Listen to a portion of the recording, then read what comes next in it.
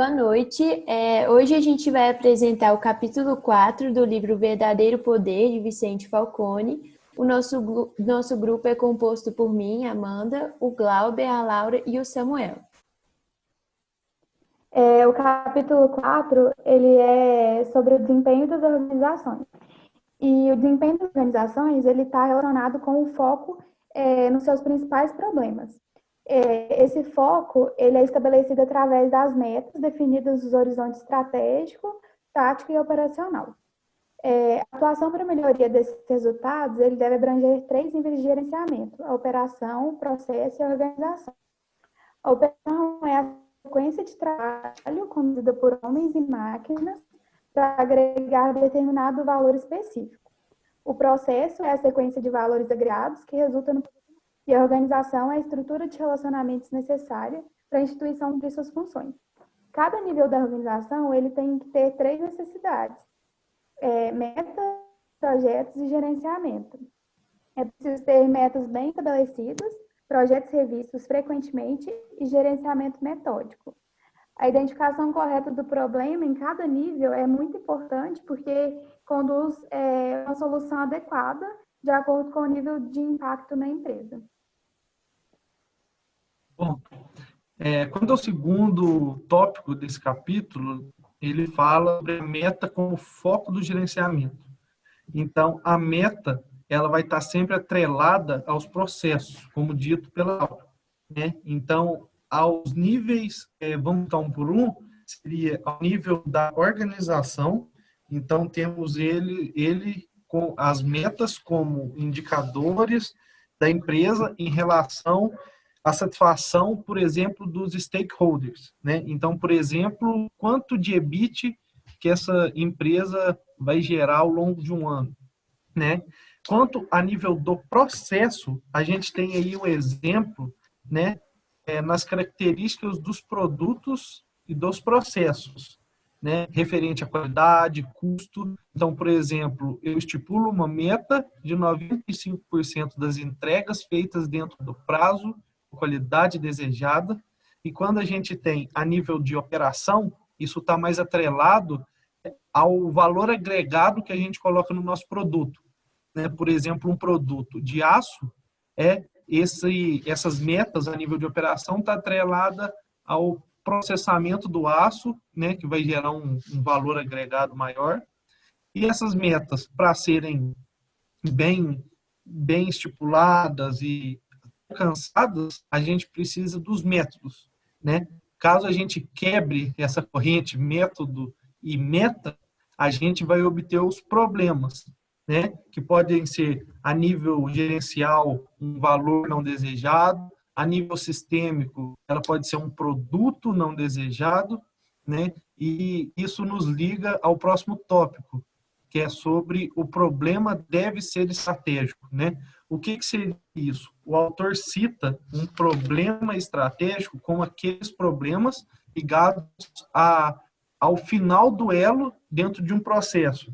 Então, seria ligado, por exemplo, aos clientes, aos acionistas. São problemas que não se controla dentro do processo e se tem eles ao final, né, de toda essa cadeia. Então, para a gente poder ter problemas estratégicos, a gente precisa do gerenciamento pelas diretrizes, como exemplo que ele citou, do GPD. E o que seria? Né? Seria esse processo, ele é essencial para a gente garantir a meta de todos os envolvidos no processo. Essas pessoas vão ser interligadas pelo relacionamento de causa e efeito. Então, ele vai ter a administração da solução dos grandes problemas, digamos. Então, se a gente tem metas finais bem definidas e alinhadas junto a esse processo, todos os problemas serão estratégicos.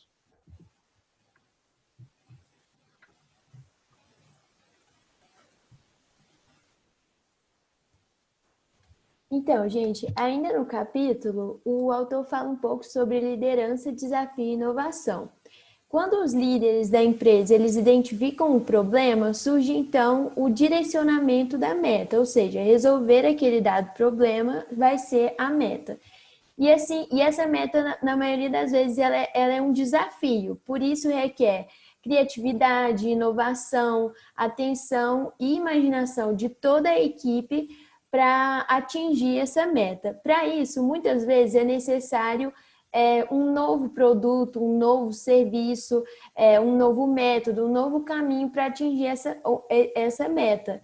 E não só trabalhar com aquilo que a empresa já tem.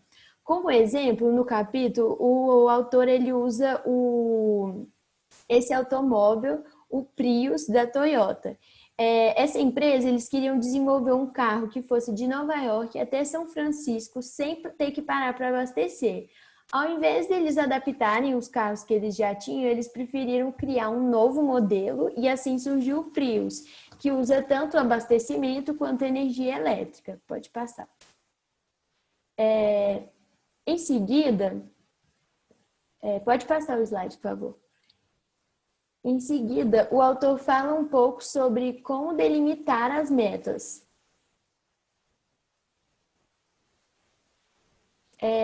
Para isso, ele dá alguns passos.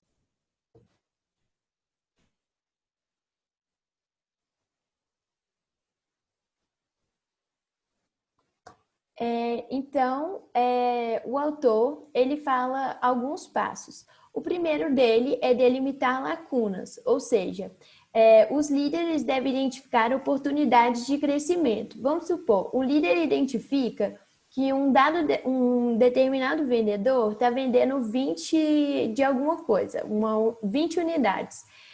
Naquela mesma empresa, existem funcionários que vendem 30 unidades, é o melhor dessa empresa, e no mundo o melhor vendedor vende 40 unidades. Então o líder vai chegar para esse vendedor e mostrar para ele esse espaço, essa lacuna, essa oportunidade de crescimento que ele tem. Assim, a meta vai passar a ser não só do líder e da empresa, mas também do funcionário.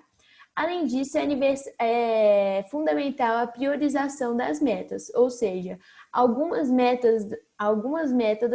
metas devem ser consideradas como prioridade para a empresa, mas nunca devem ser mais do que 3 ou 5, porque se tiver mais que isso, acaba que várias metas vão ser prioridades e acaba que nenhuma vai ser uma prioridade muito importante.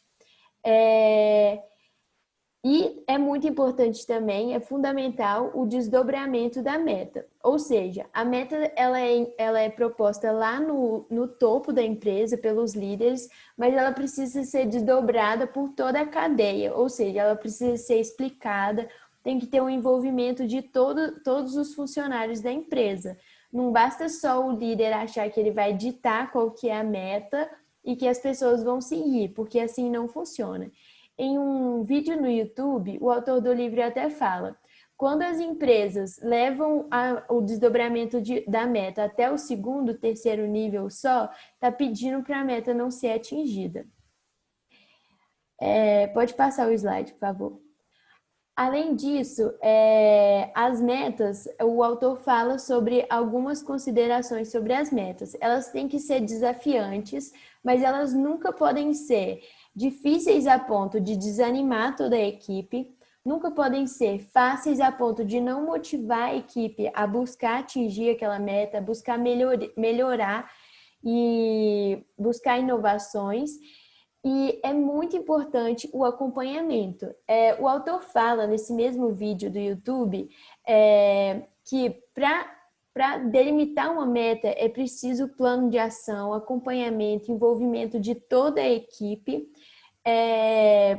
indicadores e tudo mais para que toda a empresa esteja envolvida e não só os níveis mais altos. Além disso, as metas elas devem ser coerentes com a situação financeira da empresa. Pode passar.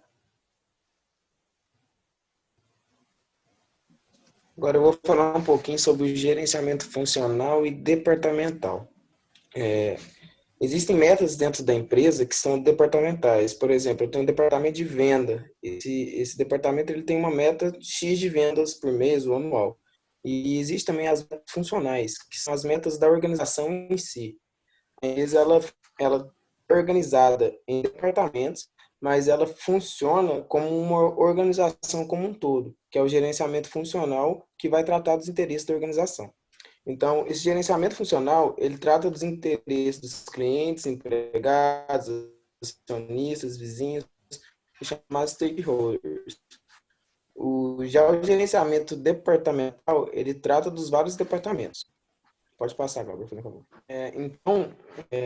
Essa imagem é para a gente entender como é que é dividido a empresa. Ela tem um gerenciamento departamental, ou seja, ela vai ser dividida em vários departamentos, né? Aí, como exemplo, a gente tem suprimento de logística, engenharia de produto, industrial e vendas, e o gerenciamento funcional, que vai saber como funciona todo o processo da empresa, né? Esse gerenciamento funcional, as pessoas que trabalham nesse gerenciamento, elas vão tratar com clientes, vizinhos, empregados e acionistas. Pode passar, por favor. Então, a operação da organização, ela é conduzida pelo gerenciamento departamental, ou seja, não tem como a gente pensar numa organização sem dividir ela nos departamentos. Não funciona uma produção sem você dividir ela em departamentos. E o foco da organização que vai ser cuidado pelo gerenciamento funcional. Pode passar, o Cláudio.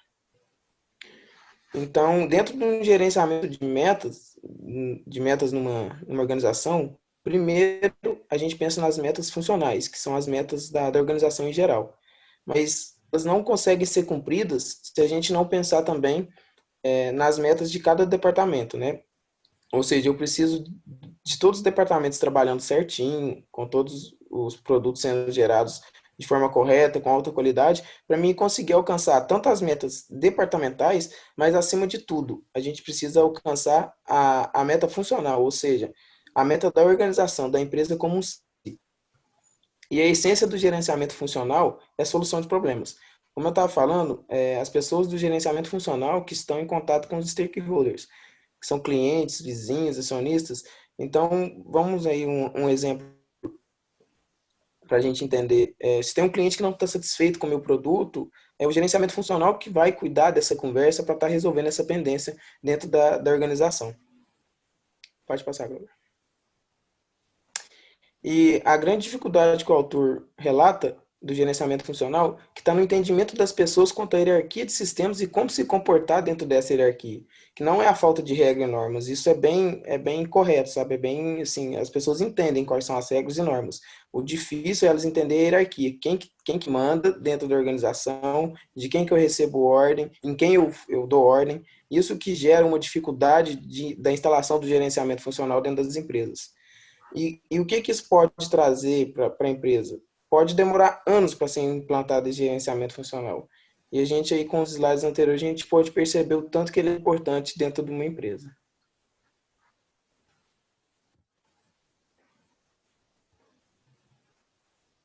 Então, muito obrigado pela atenção. Era isso que a gente tinha aqui para apresentar sobre o capítulo 4.